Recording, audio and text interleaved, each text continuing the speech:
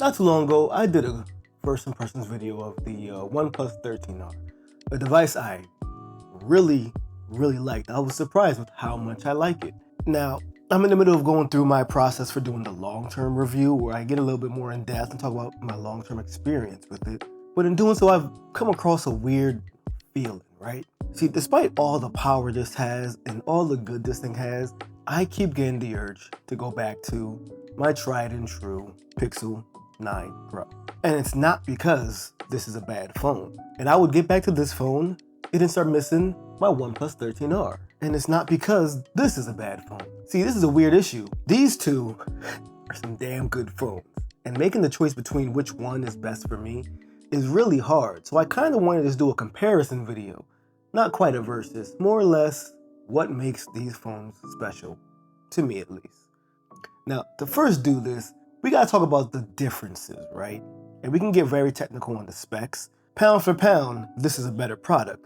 Stronger processor, decent amount of RAM, although it doesn't match what's in the Pixel 9 Pro. Comes with more storage at the base, starting at 256 instead of starting at 128. It does have a triple camera setup, just like this, but this triple camera setup outdoes this in most scenarios and in most ways, and we'll dive into that later.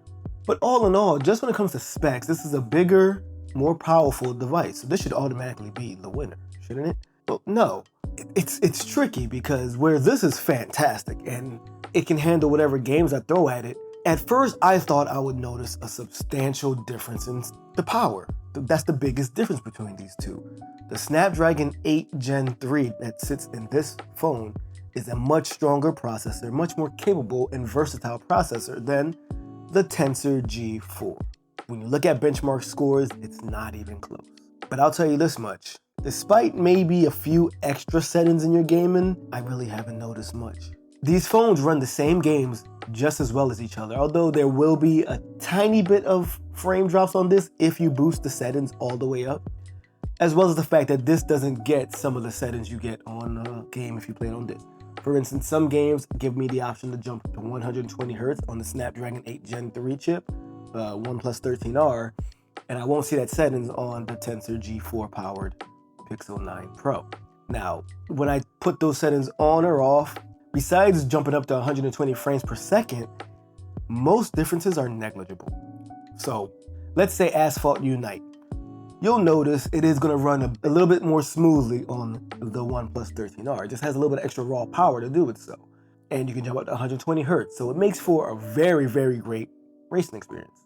So when I jumped back to this, I thought I was going to notice it and miss the 8 Gen 3 chip a lot. Not so much. Yeah, I couldn't go up to 120 Hz. It's kind of stuck to its 60 Hz gameplay.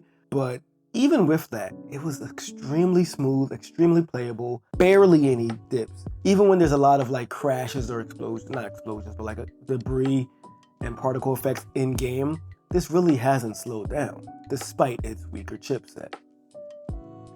So that difference is not a big deal. Not as much as I thought it would be. I would expect it to be a lot more of a big deal than it was, but software optimization goes a very long way, and Google is fantastic at that. But that doesn't mean having that extra bit of raw power doesn't help. I absolutely love not having to think or worry about, is this going to drop frames? Is it going to run all the settings I can get? This power gives you a definite ease of mind. You don't have to worry about if it can. You know it can. So, hey, one less thing to worry about. Another difference is the sheer size of these machines. So, my OnePlus 13r 6.7-inch screen, very boxy. I love the design. It actually kind of has that Galaxy S25 Ultra design, minus the difference in the camera bump. But you will see, despite its larger size, this is probably the most comfortable 6.7-inch screen phone I've used. I don't really feel like I have a giant phone when I use this. Now, with that being said, the Pixel 9 still is the compact king in my book. This thing still feels so good, so light, so well built. It's 6.3 is like the perfect size for a phone. I'm gonna keep saying that like every video. So it's hard to like hold this in your hand and decide that you want something that's a bit bulkier, even though for a bigger and what should be bulkier phone, this feels damn good. It just doesn't compare to how this one feels. So what else is there? The last two things are probably the biggest things for me. Biggest factors in these phones.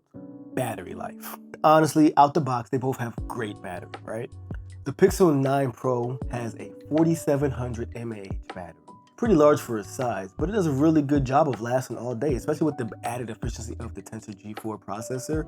You don't really have a problem with it. And yes, it's very slow charging, but I can't complain too much. I usually charge overnight and it usually lasts me a day. But even without that, it does seem to charge pretty decently. It's not gonna be anything like the Chinese Oppo, Xiaomi, or OnePlus phones, but in its own right, pretty solid charging speeds.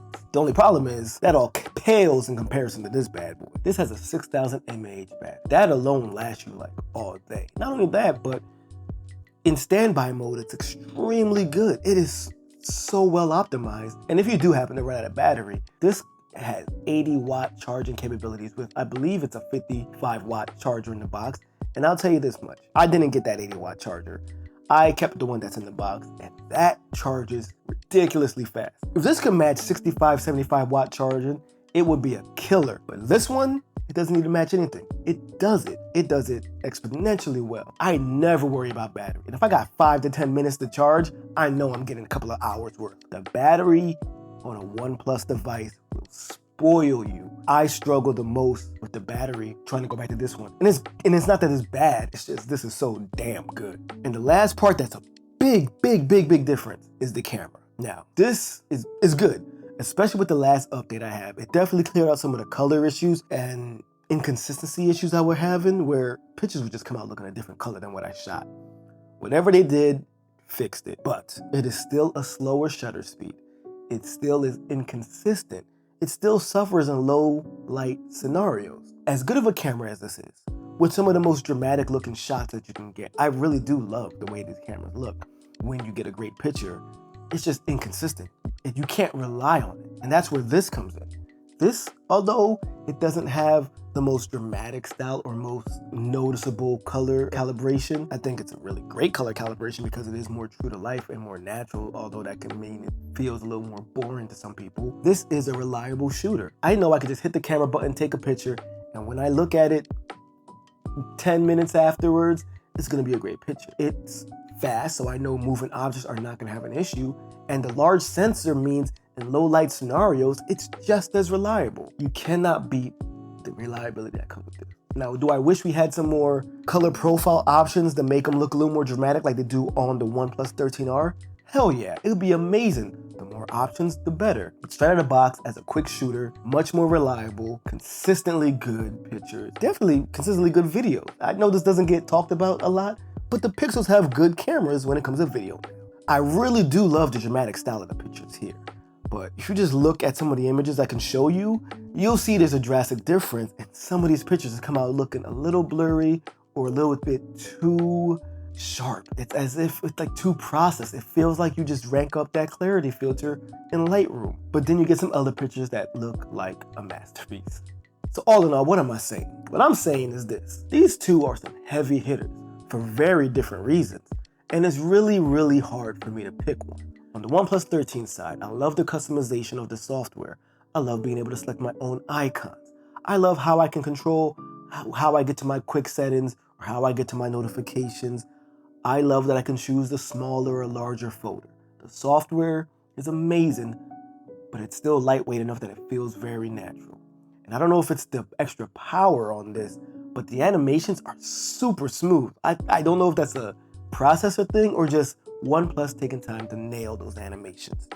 You also have much more power in this thing, and I thought the H-Gen 3 would be more power efficient, but this guy does get warm. Never overheated though. But you do have more power out the box. Raw power is not a bad thing, and they're very software optimized as well. I love the size of the screen, the beauty of the screen, multitasking. I love Oxygen OS 15. I love the insane battery that you get with this. Best battery experience. is on a OnePlus phone. I mean, 80-watt charging, ridiculous speeds, and long battery life. The only downside is you don't have wireless charging, which is not a big deal for me, but will be a big deal for a lot of other people. And then on this guy, what you have is, despite not being as customizable, you have one of the cleanest experiences you can get. To the point where I don't really want a launcher. There's only about 3 things about the Google Pixel launcher I would change when it comes to customization. Number 1, let me remove the at a glance and search bar. Number 2, let me use custom icons. And number 3, okay, there's about 2 things I would change. I can't even think of the third one, and if I did, it ain't that important. But that's how good the Pixel launcher is. The software optimization is key because we know that when Google starts putting more powerful chips in here, they already nailed software optimization on a lower tier chip. That's just gonna leave a lot of headroom in the future when more powerful chips start rolling out. The camera is the most reliable camera I have on a device, and I cannot move away from it. I have a kid, I have 2 dogs. Listen, you need a reliable camera. This nails it. No matter the lighting situation, no matter the complexion of the person, it is the better camera, as well as the compact size with the Pro phone. It is amazing. It's the most comfortable phone I have. 6.3 inch. I'm gonna be jealous when the rumored OnePlus 13T comes out because I already bought this and I'm past the return policy. But that's my biggest thing. If I can get this in a smaller size, I would. If I waited like a month, I probably would have been able to do so. So this isn't a comparison in the sense of which one is better. This is me letting you guys know. These are 2 of the best phones you can get.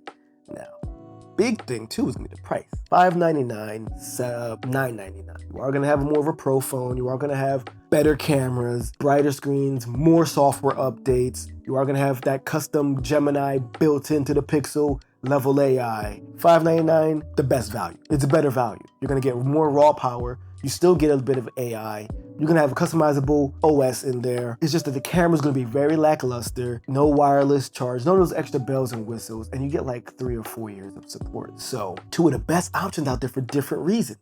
But you don't need to spend $1,000 to get an amazing experience. If I didn't have my Pixel 9 Pro, this would be my phone that's in my hand at all times. I'm glad I picked it up. I just don't know which one I love more. And I think that's a really good thing because they're so different yet so similar. And I think I love them both equally. Maybe.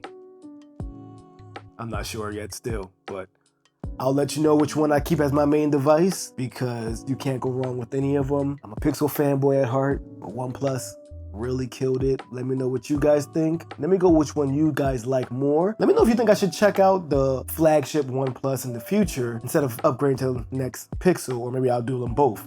Because if the budget version is this good, I gotta see how the flagship is. But anyway, drop in the comments which one you like more. What phone are you using? What changes would you do to the OnePlus 13R? And what changes would you do to the Pixel 9 Pro? But until then, thanks for letting me talk about tech. I'll catch you next time. Peace.